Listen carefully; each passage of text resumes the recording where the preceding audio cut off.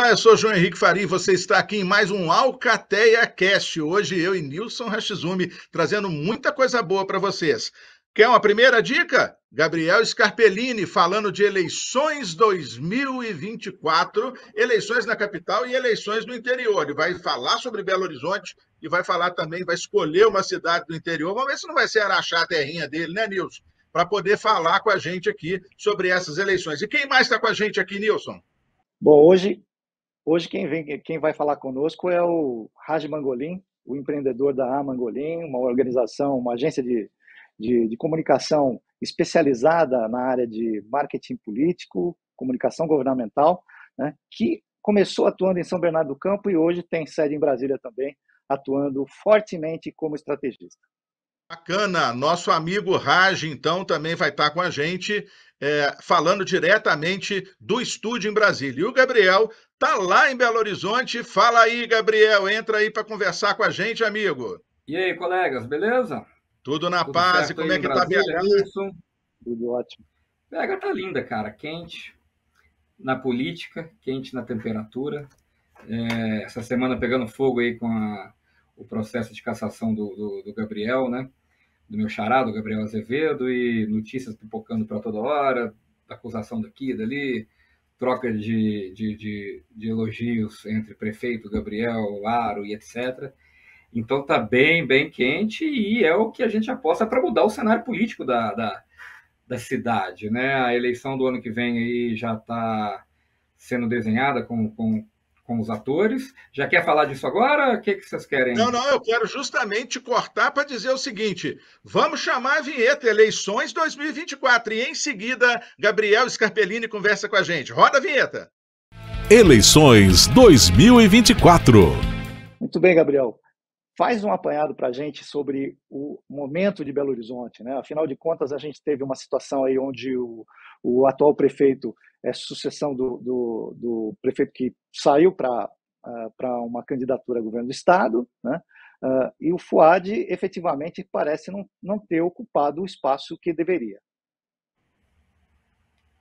O Fuad não aproveitou ainda a projeção que a prefeitura oferece para o nome dele. A última pesquisa que saiu do Datatempo, o Fuad não pontuou muito bem no índice de conhecimento, pontua excelentemente na aprovação da prefeitura, no trabalho do prefeito, mas o nome dele ainda é desconhecido. As pessoas não sabem quem é o cara que está sendo bem avaliado, no final das contas. Então, diversos nomes estão surgindo aí para concorrer à eleição. Você tem o próprio Gabriel Azevedo, que fala que não, mas é um nome muito forte, que ganhou muita mídia com a presidência da Câmara. Está nesse processo agora aí, não sabemos se vai ficar inelegível, se vai ser cassado. Tá tudo Gabriel, em aberto no nome dele e ele está pontuando bem. Gabriel, aproveitando a sua deixa, cara, desculpa te cortar, mas é porque você falou uma coisa que é muito importante. O Fuad Noman, quase 73% do eleitorado de Belo Horizonte não conhecem o cara, e o cara está na prefeitura, sei lá, há mais de ano. O Fuad ele vem no cenário político mineiro há muito tempo e ninguém conhece, ninguém sabia quem ele era. Trabalhou nos governos Aécio com excelentes gestões em frente a algumas secretarias. O Calil escolheu muito bem, que é um cara que na prefeitura ele organizou muitas coisas, assumiu muitas pastas, muita liderança e fez um trabalho muito legal lá dentro. Vem fazendo coisas muito eficientes, muito pontuais, muito assertivas. Tem um índice de aprovação aí acima de 80%, considerando ótimo, bom e regular, mas a galera não conhece. Você está vendo aí, 73% das pessoas não sabem quem é o prefeito de Belo Horizonte. E isso dá margem para muita gente aparecer, muita gente se lançar. Você tem aí as pessoas de mídia, como o Mauro Tramonte, que pontua bem nas pesquisas, o Carlos Viana, que deve vir forte para essa campanha também, não acredito que ele vá para Senado.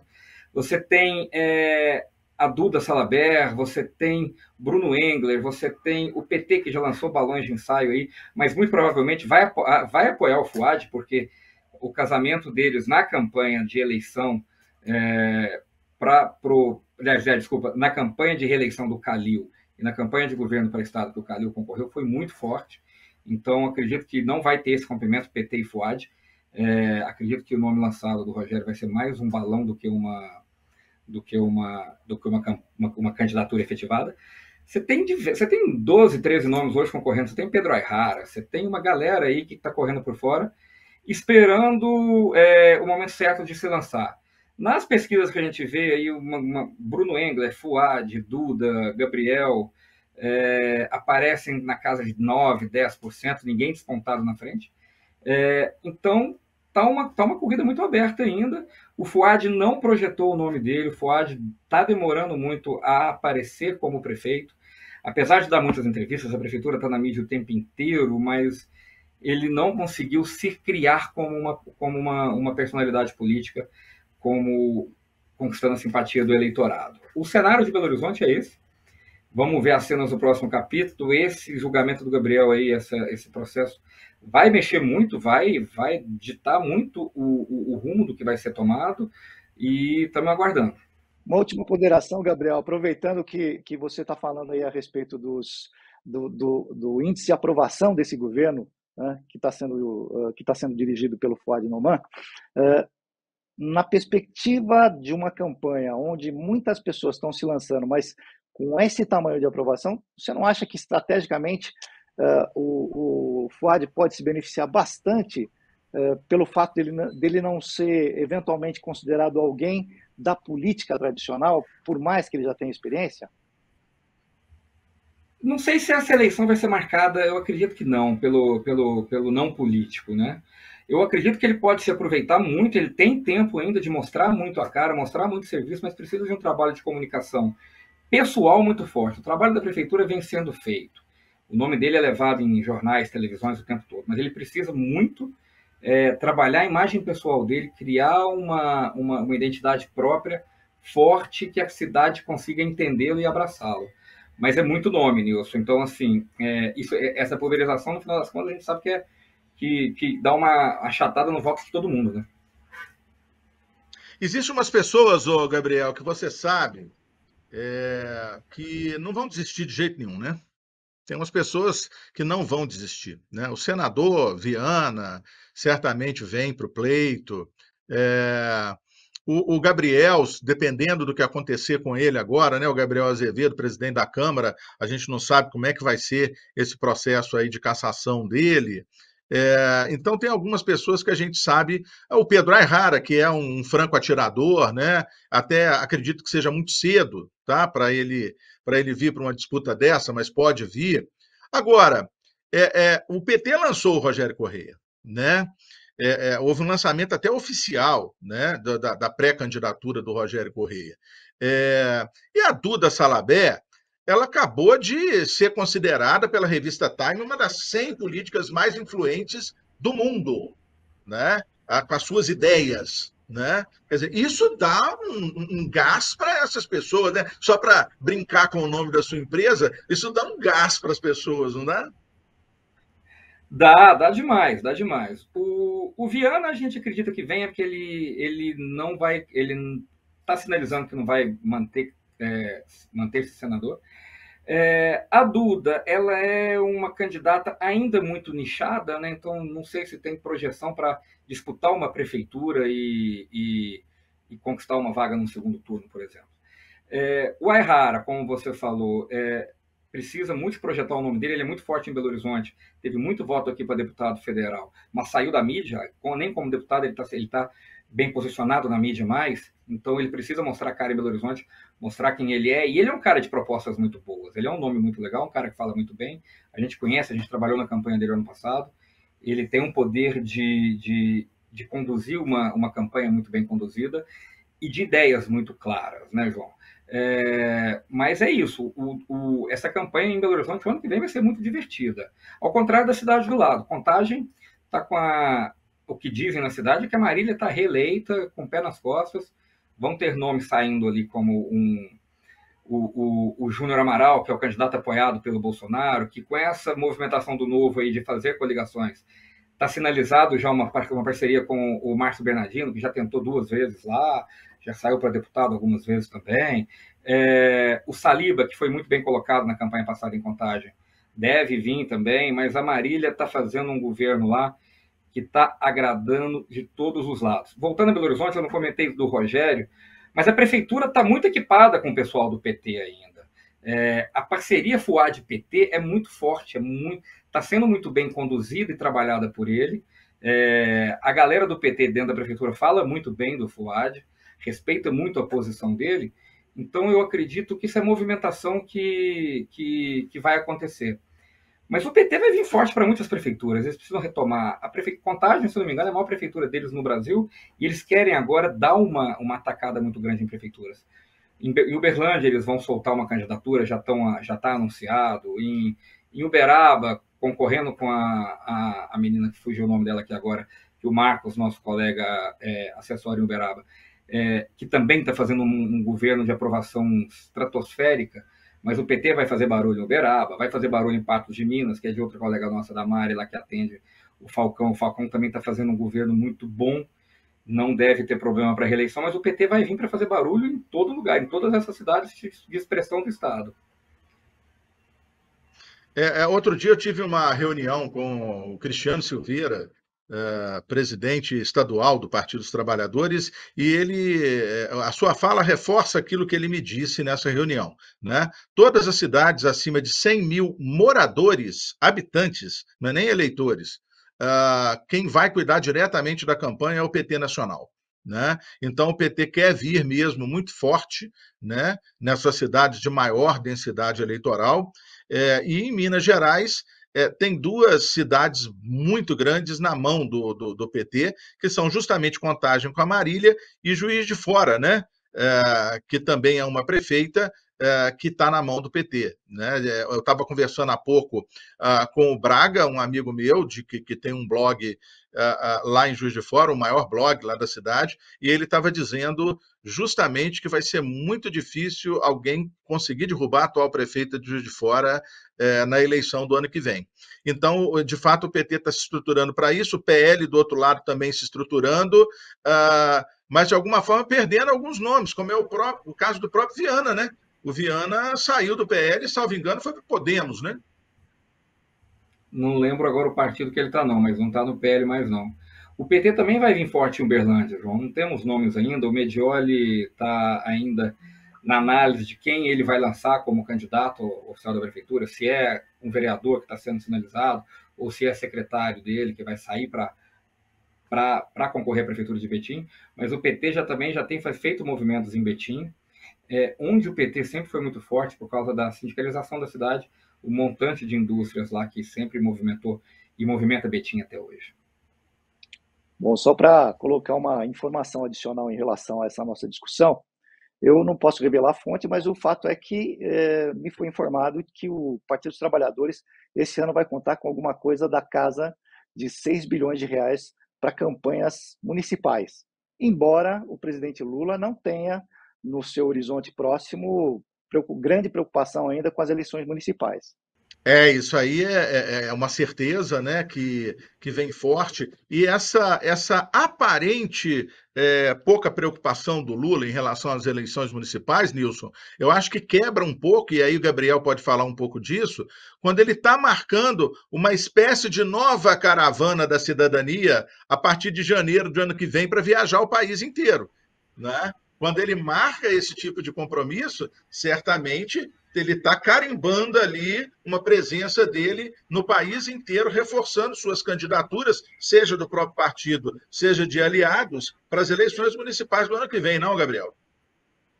Claro, ideologias à parte, gostar ou não do PT, do PL, isso não é o caso, mas o PT sempre trabalha muito bem o marketing político, as estratégias de campanha deles sempre são muito bem feitas e muito bem executadas na maioria das vezes também, porque eles sabem comunicar, o Lula principalmente como marketing do PT, ele sabe comunicar a língua do povo, o PT sabe levar nos lugares certos, na hora certa, e essa caravana vem para bater na porta, falar que vota no nosso candidato, traz o nosso candidato para a prefeitura que o governo vai ajudar, teoricamente, né? Essa estratégia era esperada já, né, João? E o PT precisa recuperar território em prefeituras que na última eleição não foi nada bem. Eu fiquei aqui, prefeita de Juiz de Fora, a Margarida Salomão, o nome estava fugindo. A Margarida tentou 3 vezes, nessa última agora ela conseguiu, né? E parece que vai ser difícil de derrubar, né? Então, e o nome da prefeita de Uberaba, que eu também não falei, é Elisa, isso. E lá em Uberlândia, provavelmente o nome do PT vai ser a deputada estadual Dandara. Né? Dandara, exatamente. E Uberlândia, o cenário está assim, o Odelmo vai lançar o vice dele, o Paulo Sérgio, que é muito bem avaliado, é muito querido na prefeitura. As pessoas lá falam também que a eleição lá já está muito bem desenhada com o Paulo Sérgio. Você tem o Leonídio Bolsa, o deputado Caporeso também, que vai sair, e a Dandara vem pelo lado do PT também. E Uberlândia é uma cidade gigante, o PT vai vir com muita força lá dentro também. Não, com certeza. E com um detalhe também, né? O Odelmo tem uma aprovação gigantesca, já é o segundo mandato dele, ele não pode concorrer, a aprovação dele é gigantesca, ele vem lá do grupo do Vigílio Galassi, lá de trás. Eu coordenei em 1996 uma campanha Vigílio Galassi e Zaire Rezende, eram as duas principais lideranças da cidade na época. Foi uma eleição tão apertada que no segundo turno o Vigílio Galassi ganhou por 750 votos, no segundo turno, 0,25%. E os grupos tradicionais, eles são mais fortes, geralmente. Com a exceção lá em Uberlândia foi Zaire Rezende, naquele período em que os mandatos foram de 6 anos, salvo engano, de 83 até 88. Depois o Zaire repetiu em 2000, venceu a eleição, e em seguida o Gilmar Machado, salvo engano, também em 2012, também venceu, mas não conseguiu se reeleger. Todo o restante é esse grupo das chamadas oligarquias rurais locais que dominam, né, a eleição na cidade de Uberlândia, né, Nilson?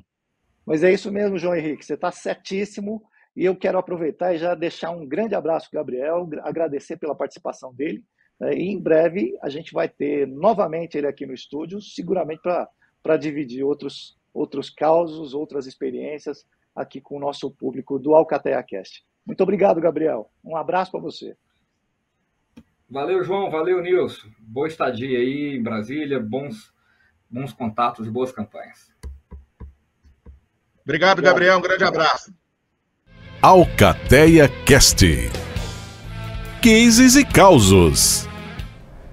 E hoje aqui no Alcateia Cast nós vamos receber no Cases e Causos o empreendedor, jornalista, estrategista político Raj Mangolin. Ele é empreendedor da Mangolin, que tem sede hoje em Brasília e Santo André, e nesse momento faz um trabalho diferenciado em termos de comunicação política, principalmente pensando em termos de estratégia de dados de marketing. Seja bem-vindo, Raj. Obrigado, Nilson. Agradecer a Alcateia pela oportunidade. Mandar um abraço para o João, que não pôde estar conosco. E é um prazer estar aqui com vocês. É uma satisfação receber vocês aqui. Agora, Raj, me conta como é que um pouco dessa trajetória da Mangolin, de todo o trabalho que vocês fizeram e claro, né, na expectativa sempre de conhecer um pouco mais a respeito daquilo que a Raj tem oferecido para o mercado. Eu comecei a trabalhar com comunicação com 16 anos, no movimento estudantil ainda, 15 anos. Era o fim da ditadura, aí tinha lá uma campanha pelo Grêmio Livre Estudantil, era proibido, né? Então tinha o Centro Cívico Escolar. E aí um dia um menino virou e falou assim, precisam fazer um fanzine. Na época a gente fazia muito fanzine, né? Eu falei, vou fazer, cara. Então a minha paixão pela comunicação começou ali, fazendo o panfletinho, né, do movimento estudantil. E durante muito tempo a comunicação foi muito mais uma ferramenta de militância minha do que profissional. Aí depois eu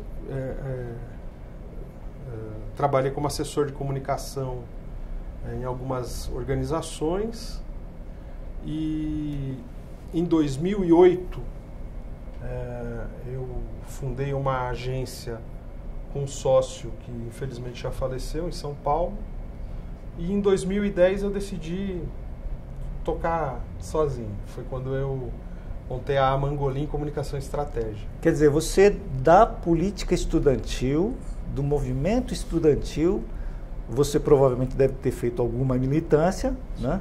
E a partir daí transformou uma atividade que em princípio era mais ideológica em razão de viver, em profissão. E para mim a grande diferença é assim, o que diferencia um profissional de comunicação militante do profissional é a remuneração. Se você não é remunerado, você está fazendo por militância. Se você é remunerado e tem a possibilidade de escolher para quem você vai vender a sua força de trabalho, isso não deixa de ser profissional. Então, assim, eu sei que alguns amigos da área acham que, assim, você fazer alguma opção por um tipo de cliente que você prefere trabalhar, que é militância e não é profissional. Se eu estou sendo remunerado, eu sou profissional. Então, acho que a grande diferença para mim é essa. Perfeito. Mas você sempre esteve ligado à comunicação governamental e política ou você já chegou a trabalhar para corporações, empresas de um modo geral? Não, empresas não. Sempre movimento sindical, popular, organizações do terceiro setor e campanhas, né? Sempre nessa área. A gente teve uma experiência recente que foi assessorar a presidenta da Caixa, a Rita Serrano. A gente já trabalhava com ela há muitos anos, ela é do ABC também, foi presidente do Sindicato dos Bancários do ABC, e as campanhas dela para o Conselho de Administração da Caixa, nós que fizemos, né? A última campanha tinha 60 e não sei quantos candidatos, e ela teve 92% dos votos. Nossa, então, uma super concentração. Isso ajudou muito, inclusive, para que ela fosse indicada para a presidência da Caixa.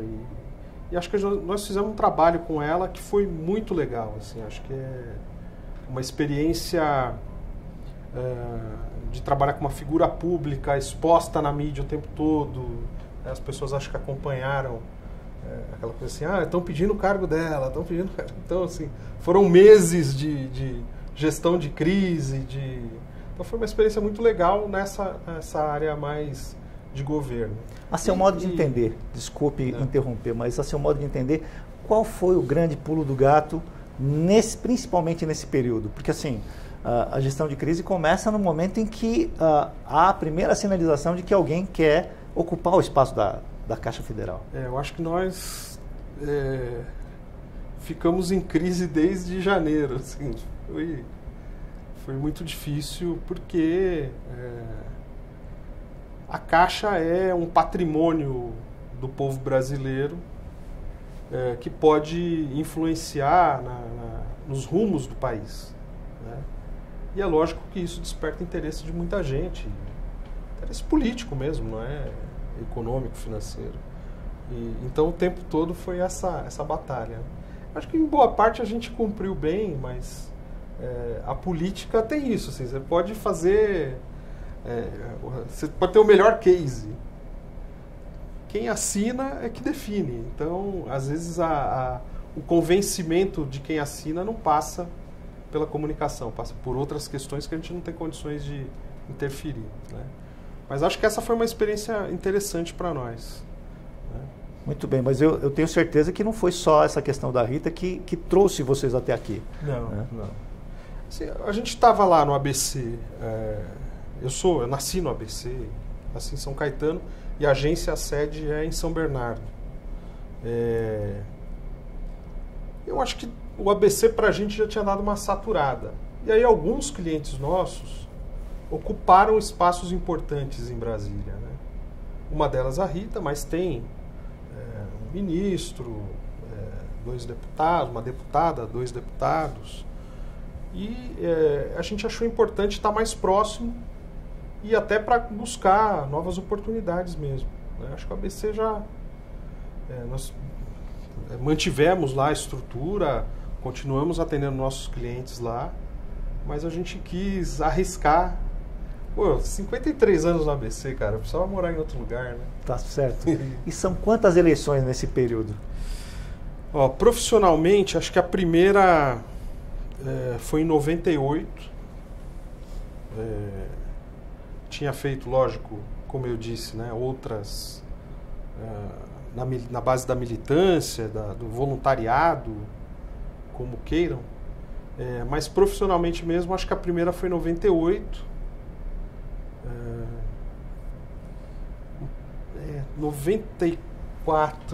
94 já a gente fez alguma coisa. Agora, de pegar mesmo uma campanha e falar, vamos tocar isso aqui e construir, foi em 98. Tá. Antes disso, tinha lá, né, trabalhei em algumas campanhas, mas não de assumir e tocar a campanha. Sei. Acho que a primeira foi essa, de 98 mesmo. E como de é lá que pra foi? cá, tive a oportunidade de trabalhar com várias candidaturas de deputado, vereador, prefeito. Né? Na última eleição, acho que foi um grande desafio, porque nós fizemos 3 campanhas de prefeitos de cidades da Grande São Paulo, 2 no ABC e outra na região oeste, no meio da pandemia. Então foi um desafio muito grande, né? Foi difícil, porque nós tivemos que inventar muita coisa, né? Construir muita coisa diferente para conseguir comunicar o que os candidatos queriam dizer num momento de pandemia. A gente tem uma tradição, em geral, dos políticos e uma dificuldade para a gente que trabalha com inteligência, porque o político acha que o inteligente é ele. Eu sou inteligente. Não adianta você falar assim, tem ciência, tem dados, tem estratégia que foi estudada cientificamente, tal, não sei o quê. O cara acha que ele é o inteligente. Então, primeiro, para você convencer o candidato, convencer o seu cliente de que existem possibilidades que vão facilitar a campanha dele e que podem trazer mais sucesso para ele, é o primeiro grande desafio. Né? E no nosso caso, como a gente tem investido muito em tecnologia, às vezes é mais difícil ainda. Porque você explicar para o cara que assim, olha, a pesquisa tradicional, e todo candidato precisa fazer pesquisa, a pesquisa é fundamental para você definir a produção do conteúdo. Essa pesquisa tradicional, ela tem um limite que é você ter um retrato do dia, do período em que a pesquisa foi feita. Agora, o humor do eleitor pode mudar de uma semana para outra. Então, você não tem condições de definir se daí 15 dias, como a campanha é muito curta, aquilo continua sendo um retrato fiel.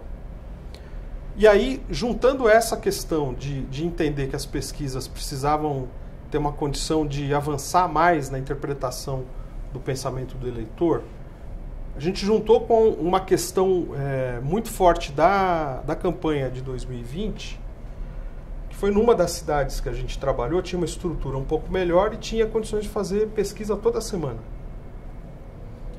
Como era pandemia e o tema era saúde, é lógico que o resultado sempre vinha apontando que o principal problema da cidade era a saúde. E aí a gente ia para a coordenação da campanha defender outras pautas. E o pessoal virava assim, não, vamos bater na questão da saúde. Saúde, o prefeito está mal com a saúde. Não está. Não está. Todos os prefeitos, todos, que estavam mal avaliados antes da pandemia e que tiveram uma postura, no mínimo, decente, de dizer, olha, isso aqui é um problema sério, precisa de vacina, precisa de máscara, tem que ter lockdown, não sei o quê. Todos os prefeitos que fizeram isso cresceram muito. Né? Você pega o exemplo lá da capital paulista. O Bruno Covas, um ano antes, as pessoas davam como certo que ele não seria reeleito. Com a pandemia ele cresceu. Né? No ABC, nós tivemos casos de candidato que falaram assim, esse aqui vai ganhar no primeiro turno, e no fim o prefeito ganhou no primeiro turno, depois da postura que ele teve durante a pandemia. Tá, agora, o que é que te dava tanta certeza de que outros elementos precisavam ser agregados, de que deveria haver a adição de outros temas em relação a essas campanhas que você estava defendendo? Primeiro porque a gente começou a medir isso, né? Que a avaliação dos governos começou a melhorar, mesmo durante a pandemia. Então, enquanto a avaliação do governo federal caía por conta da postura do presidente, dos prefeitos que tinham uma postura diferente começou a crescer. Então, assim, olha, o prefeito vai crescer. E do jeito que ele está crescendo, ele vai ganhar no primeiro turno. E aí a gente dizia, olha, precisamos partir para outros. E aí um dia o coordenador político da campanha, ele me chamou e falou assim, você não entendeu ainda que nós não temos tempo nem dinheiro para falar de outra coisa? Eu falei, tá, então nós perdemos a eleição. Aí ele falou, perdemos, paciência. E aí nós ficamos com isso. Nós falamos, cara, como é que a gente resolve essa coisa de você não gastar dinheiro com quem não quer te ouvir e de não perder tempo com quem não quer te ouvir? E sobre temas que a pessoa não quer te ouvir. E aí a gente conseguiu desenvolver um algoritmo de inteligência artificial que, para além da pesquisa, ele traça um perfil do eleitor e você projeta isso para a população toda, para o eleitorado todo, e você consegue definir o que o Nilson responderia, mesmo não tendo respondido aquela pesquisa. Então nós fizemos uma experiência no ano passado, que foi a primeira grande experiência desse novo algoritmo, uma pesquisa no estado de São Paulo, em todas as regiões administrativas. Então a gente mandou o formulário da pesquisa para todas as cidades paulistas. Recolhemos 14.653, se eu não me engano, formulários, em que a gente perguntava a intenção de voto para presidente, governador e senador, quais seriam as 3 prioridades do próximo governo, os 3 maiores sonhos e os 3 maiores medos das pessoas. Desses 14.600 e poucos formulários, a gente fez esse cruzamento, a inteligência artificial estabeleceu qual era o perfil das pessoas que responderam as mesmas coisas. Então, eu tinha lá, por exemplo, vamos pesquisar o Nilson, né? E cruzando também com redes sociais, porque a gente conseguiu expandir o banco de dados, né? Então, vamos pesquisar o Nilson. A inteligência responde para mim, olha, pelo perfil dele socioeconômico, de comportamento nas redes sociais e pelas respostas comparadas com quem respondeu na pesquisa, ele tem 40% de chance de votar na Simone Tebet, 30% no Ciro Gomes, 15% no Lula, 5% no Bolsonaro. Então a gente começou a segmentar os eleitores a partir dessa experiência. No dia 20 de julho, que a gente terminou de fazer o cruzamento, o nosso material indicava que o Tarcísio de Freitas ia ganhar a eleição em São Paulo, que o Bolsonaro seria vencedor no estado de São Paulo e que o candidato a senador deles, que na nossa pesquisa ainda nem tinha o nome do astronauta, seria o senador. E nós vamos apresentar isso para alguns parceiros, alguns clientes, amigos, tá? E a reação foi muito ruim, né? Porque todo mundo fala assim, não, espera aí, como pode um negócio desse? O Haddad está 14 pontos na frente, o Tarcísio está em terceiro, e as pessoas dizem assim, olha, o segundo turno de São Paulo vai ser Haddad e Rodrigo Garcia. Então, quando a gente faz análise política tradicional, que a gente sempre fez a vida inteira, de olhar o mapa eleitoral, não sei o que, você olhava aquilo ali, assim, quem é o favorito para ganhar a eleição em São Paulo? É o Rodrigo Garcia. Né? O PSDB no governo há tanto tempo, tinha 614 prefeitos apoiando o cara. Não tem para ninguém. Segundo turno vai ser Haddad e Rodrigo, o Rodrigo vai ganhar a eleição. E o nosso material dizia que não, que o favorito era o Tarcísio. E aí eu disse para uma pessoa, olha, a campanha do Haddad precisa se aproximar do eleitorado do Rodrigo Garcia, dizendo, olha, nós somos muito mais social-democratas do que o Tarcísio. E a opção foi bater no Tarcísio, né? Bater no Rodrigo, achando que era melhor ir para o segundo turno com... E as pessoas não conseguiram acreditar, né? Falaram assim, não, mas todas as outras pesquisas dizem o contrário. E a gente fala, só que isso aqui não é uma pesquisa, isso aqui é o perfil do eleitorado paulista hoje. Entendi. A gente pode dizer, por essa experiência, que a Amangolin, então, é uma agência de tecnologia? Também. Explica um pouco disso pra gente. Eu vou te dar um exemplo de... Nas campanhas majoritárias, infelizmente, as pessoas não acreditaram no nosso resultado. E eu, como sou o mais velho da turma lá, porque nós somos em 4, tem 2 jovens, um publicitário e um que estudou ciências da computação, não sei direito o nome da disciplina. Cientista. Cientista da computação. Eles viravam para você, não, tá certo, é isso aqui, tá certo, é isso aqui mesmo. Eu falava, mas bicho, veja bem, né? Aquela coisa de velho, né, cara? Então, se eu tinha dificuldade de acreditar, eu também tinha dificuldade de convencer os clientes, né? Sim. O que a gente acabou fazendo foi introduzindo esse serviço para os nossos clientes proporcionais. E o resultado foi muito bom. Muito bom. Eu vou te dar um exemplo só. A gente segmentou um público para uma candidata. Ela era vereadora, tinha um projeto de lei aprovado na Câmara Municipal de atendimento às mães, mães de crianças pequenas, parturientes. E a gente segmentou no estado de São Paulo, no interior em especial, que essa pessoa é da capital, mulheres que tinham como preditores votar no candidato a presidente dessa deputada, no candidato a governador e no senador, e que tinham como principal sonho ver o filho formado na faculdade, a proteção do filho, a saúde do filho, essa coisa da maternidade. Enfim, ela teve 43 mil votos em cidades onde não tinha um único apoiador dela. Não tinha grupo de apoio, não tinha a liderança comunitária, não tinha o militante. Nós acertamos o público dizendo assim, olha, tá aqui, você vai votar nesse cara para presidente? Nesse aqui para governador? Então, a candidata a deputada deles, que defende essa questão das mães, das crianças pequenas, da qualidade da educação para que o filho vá fazer uma boa universidade, é essa aqui. E o resultado foi esse. Então, sem esses votos, ela seria a 5ª suplente. E ela foi eleita direto. Então, acho que esse foi um grande sucesso. E você pode falar o nome do santo milagreiro? É a Juliana.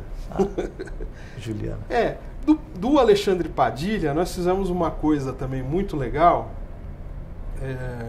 que a gente percebeu que, assim, apesar de ele ter um perfil muito jovem, e até o slogan dele era Coração Jovem, ele estava com dificuldade no eleitorado jovem. E aí nós usamos um idoso para melhorar a performance dele entre os jovens. Então nós pegamos algumas cenas dele como Suplicy e a gente produziu um vídeo.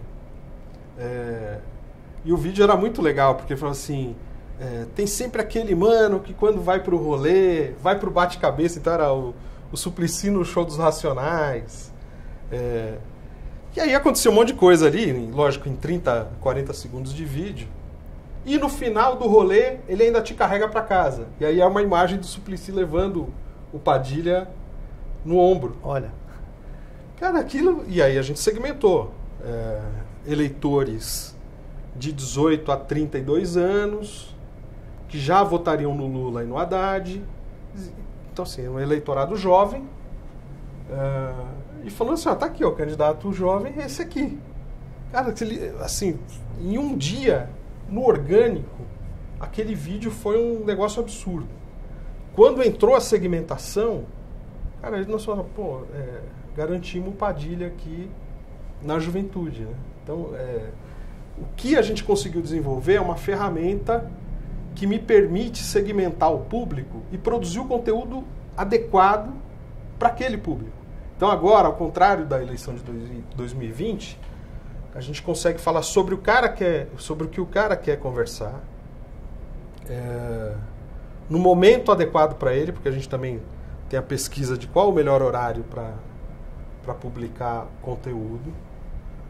E eu não gasto dinheiro falando com quem não quer ouvir a minha mensagem. Tá, você Para basicamente... que eu vou mandar a campanha de um candidato do PSDB para o eleitor do Lula? Ou para que eu vou mandar a campanha do eleitor, o cara que é eleitor do PT, você percebe ali no perfil que foi traçado que é um eleitor do PT, para que eu vou mandar a campanha do candidato sei lá, do PSD. Né? Então a gente conseguiu segmentar o público e produzir o conteúdo adequado para cada situação. Então é a história que a gente tinha lá o problema. Como é que eu faço para falar com a pessoa certa na hora certa sem perder tempo e dinheiro? Tá. Pelos 2 exemplos que você colocou aqui, de alguma maneira pode induzir o nosso espectador a entender que alguém só com internet consegue resolver uma eleição. Não. Você acredita nesse caminho? Não acredito. Eu acho que assim, é importante o cara, quando passou lá no feed dele no Instagram, viu, opa, tá aqui, o Nilson tá aqui. Deixa eu ver esse Nilson aqui. A hora que ele sair na rua, ele vê um adesivo no carro, Nilson, pô, esse Nilson de novo. Entrou no bairro, viu lá a plaquinha na casa, cara, esse Nilson tá forte mesmo. E infelizmente, a gente tem uma tradição do cara querer votar em quem vai ganhar. A gente escuta muito isso nas campanhas. Né? Fala assim, eu não quero perder meu voto. Né? E acaba votando em quem você nem acredita muito porque você acha que vai ganhar. Então, eu acho que é um conjunto, mas nós temos colocado o foco principal da campanha no digital e nessa coisa da inteligência de dados. Tá, ou seja, você entende que o digital pode ser um bom complemento, né? Mas mais do que ser um complemento, ele muitas vezes pode ser chave no sentido de encontrar o eleitor que quer encontrar aquele candidato. E numa campanha majoritária, você consegue identificar quais são as fragilidades do candidato, quem considera que aquilo é uma fragilidade e dialogar direto com esse cara, com esse eleitor. Você consegue ir lá e falar assim, olha, escuta, eu não sou tão frágil assim nisso quanto você acha. Né? Tá aqui, as minhas propostas, sei lá, sobre segurança pública são essas, né? Quero dialogar melhor com você. Então você consegue produzir o conteúdo para o cara que já está convencido que vai votar em você, para que ele repercuta isso, mas você consegue também dialogar com aquele que é um indeciso, que é fundamental numa eleição majoritária, você conquistar esse indeciso, e também com o que acha que você é fraco em alguma coisa. Agora, o que eu acho, e a gente chegou a essa conclusão, que não vale a pena perder tempo, é você ter aquele cara que você tem lá, o preditor da inteligência artificial indica que o cara tem 75% de chance de votar no seu adversário. Você vai perder tempo e dinheiro falando com ele. Deixa ele lá. Vai disputar os indecisos e vai disputar aqueles que têm, sei lá, 35% de chance de votar no seu adversário. Né? Então você consegue fazer também uma campanha até de supressão, né? Assim, é muito possível fazer isso. Tá. Raj, nós estamos caminhando para o final, né? Eu quero que você deixe um recado para o nosso espectador, né? Especialmente no caso dos nossos colegas da comunicação governamental e marketing político, assim como também com relação ao nosso público, os entes políticos, né? Sejam majoritários ou proporcionais, sobre o que você faria, né, para as próximas eleições, não perder de vista. Bom, primeiro, tem uma boa pré-campanha, né? Uma pré-campanha bem organizada, bem planejada. Pesquisa é fundamental. Aí é lógico, se quiser contratar o nosso serviço de cruzamento das pesquisas com a inteligência artificial, uma coisa que deu certo, funciona e que eu acho que é o futuro da pesquisa. E você ter um time bem organizado no seu redor, ali no seu entorno, né? Que é uma coisa que é difícil em campanha. E assim, não adianta eu falar isso para a turma aqui que está assistindo, todo mundo sabe. É quando você tem aquele candidato que só escuta o tal do puxa-saco. Tem hora que você precisa virar para o cara e falar assim, bicho, você não pode falar isso. Você não deve ir nesse lugar. Você não tem que... Né? O tema agora é esse. Eu acho que o ano que vem, por exemplo, segurança pública vai ser um tema muito debatido. E vai ser difícil convencer os candidatos, porque o cara vira e fala, isso é problema do governo do Estado. Mas o cara quer que o prefeito resolva. Né? Então eu acho que conseguir organizar um time com capacidade de ter essa influência no candidato, de intervir em questões que você vê que isso não vai dar certo, né? Teve um candidato que a gente apoiou que a esposa dele convenceu que ele tinha que fazer dancinha do TikTok. Ora, o cara é mais gordo que eu e eu sou gordo. E com a cintura mais dura que a minha, e faz. Pô, bicho. Aí você fala, não, mas minha mulher mandou. Eu falo, pô, então aí é difícil. Né? Tem umas coisas que a gente passa em campanha que tem que ter muita paciência. Né? Então. Mas eu acho que essas são fundamentais, assim. Organizar uma boa pré-campanha, ter uma capacidade de não só de fazer pesquisa, mas de ler, entender, interpretar as pesquisas e ter um time bem organizado em volta. Agora, tudo isso acho que só vai melhorar mesmo, não vai dar tempo de falar disso agora. O dia que a gente tiver uma reforma do sistema político brasileiro para valer, porque do jeito que nós vamos continuar vendo os tiriricas da vida e sendo eleitos de um jeito com milhões de votos e levando gente junto que a população nem queria que tivesse lá. Então nós precisamos urgente ter essa discussão séria sobre a reforma do sistema político brasileiro, fortalecimento dos partidos, né? Porque senão a gente não vai conseguir sair de algumas enrascadas que a gente entrou no último período. Aí. Tá. Raj Mangolin, muito obrigado, uma satisfação receber vocês aqui. E assim, fica aberto já o convite para voltar para uma outra hora, a gente continuar essa conversa ou até falar um pouco mais a respeito de outras competências que vocês têm. Beleza, tá bom? Obrigado. Muito obrigado, uma satisfação, um privilégio ter vocês aqui. Obrigado. Alcateia Cast. Chegamos ao final de mais um Alcateia Cast. Agradeço a sua presença e em breve teremos mais programa, mais outros companheiros aqui da área de marketing político e comunicação governamental, além dos nossos companheiros da Alcateia. João Henrique. Hoje nós tivemos a oportunidade de conversar com o Gabriel Scarpellini, que falou sobre as eleições de 2024 em Belo Horizonte, falou um pouco de Contagem e acabou que nessa do interior ele já colocou no balaio Juiz de Fora, Uberaba, Uberlândia, ou seja, acabamos conversando sobre muita coisa. E teve o Raj também, né, Nilson? Sim, o Raj que falou para a gente um pouco a respeito de todo o trabalho e trajetória da Mangolin e, em especial, de uma ferramenta que eles desenvolveram que tem sido fantástica, principalmente no que diz respeito a conseguir fazer a entrega do conteúdo certo para o eleitor certo.